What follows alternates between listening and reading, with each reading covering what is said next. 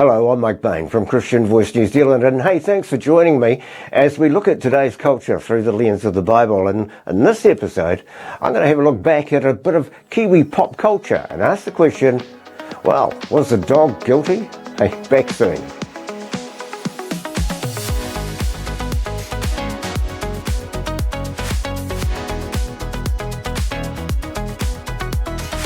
Literally, I just put down my Bible after reading Ephesians 5, which emphasizes following Christ's example of love and sacrifice.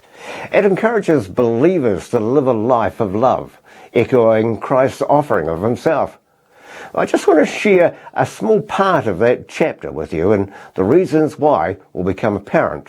But picking it up in verse 3 in the NIV, we read, "But among you there must not even be a hint of sexual immorality, or of any kind of impurity or of greed, because these are improper for God's holy people.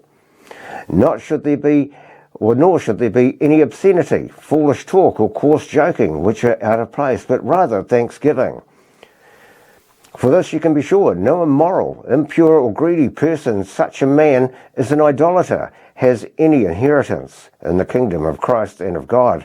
Let no one deceive you with empty words, and because of such things God's wrath comes on those who are disobedient. Therefore, do not be partners with them." Now, there's a cross-reference into Proverbs 4:23, which says we should, above all else, guard our hearts, for everything we do flows from it.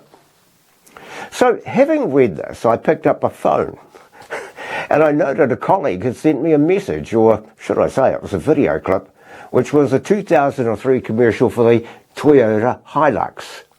Now, I have to say that the Hilux, well, they're still great trucks, and they're still going to be going when the old Ford Ranger dies, but then again, I'm not a Ford man. But you may remember the commercial series, as it took the country by storm, and it was the first in living memory to contain a swear word. Now, I know this word is now commonplace everywhere in our culture, but back at the turn of the century, this word was like every other word, which was on the list of profanity. The word itself had been around for centuries and was commonplace on places like the building sites and used apparently by a lot of farmers. And while that may be so, profanity in society was in itself unacceptable. Now, all of a sudden, we were given permission to use it simply because of a portrayal of a dog and a farmer. The word caught on, and before long, everybody was using it. It even appeared on top of utes, obviously Toyotas, on their windscreens. But then the commercial I received that day was the follow-up version, same farmer, same dog, same wife, but this time there was an infant as part of the commercial, and that infant was expressing the same word. Now, my memory rushed back to that time when I thought how simple it was to change the culture literally overnight by a man and his dog in a comedic way, where even grandmothers still standing with the soap that they washed little mouths out with using profanity were saying it themselves. What happened and how quickly this all came about, well, it should not be a surprise to anyone who works in an office, handling lots and lots of paper. Inevitably, you're going to get that paper cut. Hey, we've all had them. And you know how quickly your day changed because of it. And you possibly had a word or two when you did it. Look, I know everybody uses words they shouldn't. Every one of us, no matter how prim and proper we are, we're guilty of an expletive word now and then. And there are times, even if you're not a person who uses profanity, sometimes it's just out of your mouth quicker than water finds that paper cup. So yes, it was I was taken aback when I received my message containing this commercial from my dear friends. Now, some would say it's a trivial thing. It's just a word. Yes, you're dead right. It's a small thing, but small things ferment. And in Luke 16:10, it gives us a reason why we should stay vigilant of small discretions.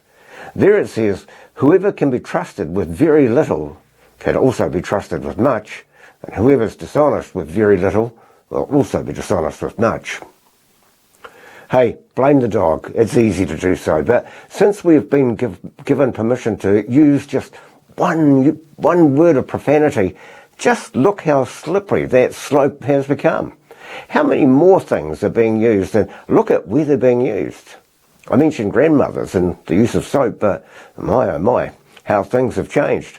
First, it was the B word, then the F word. Interesting rabbit hole, but when I worked in commercial radio, the Broadcasting Authority issued radio stations with a booklet on words that were acceptable and a list of words that were not. And in those days, the B word and the F word was not. And up until recently, the C word was a definite violation of standards. But those standards today have been eroded by our culture. And I'm still shocked when I hear these words in television programs along with acts of homosexuality. Now, I'm putting it out there, but if someone carried on in a promiscuous way and used profanity in front of your family, some of you would find it quite unacceptable, and you may ask somebody to leave. But when they do, some may sit down and just watch Billy Connolly in concert.